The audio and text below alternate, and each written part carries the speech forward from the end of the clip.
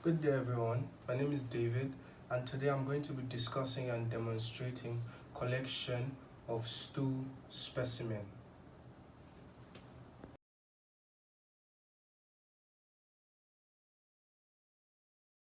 What is a stool sample?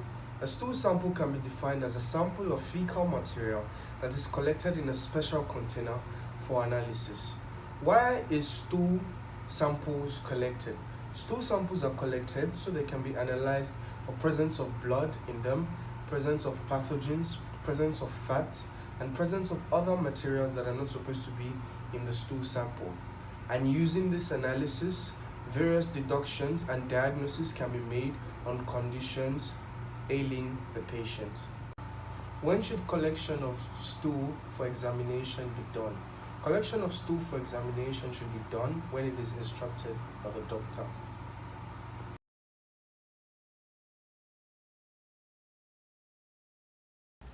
Now we're going to be looking at the materials used in collection of stool specimen. The first thing we have is the bedpan and the bedpan cover.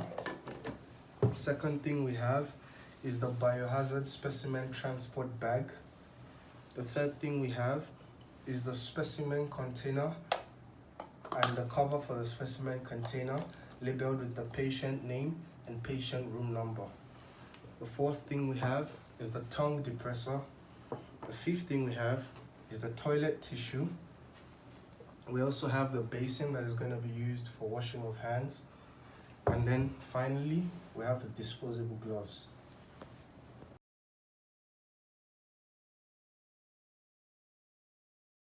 The first step is I washed my hands.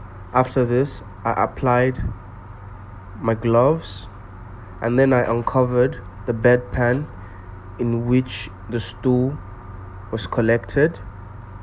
I then placed the bedpan aside and I helped my patient in cleaning up because my patient is unable to clean up after herself. After this, I then dispose the tissue, the toilet tissue that I've used.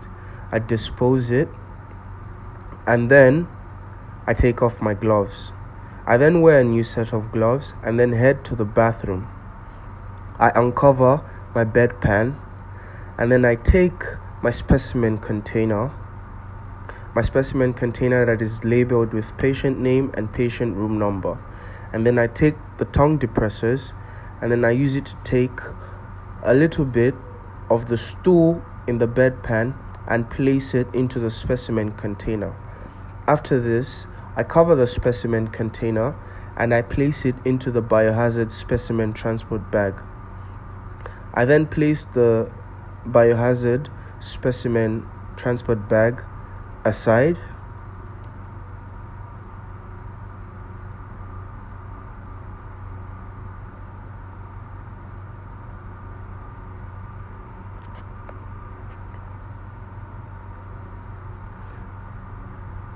and then I take the remaining contents of the bedpan and I empty it into the toilet.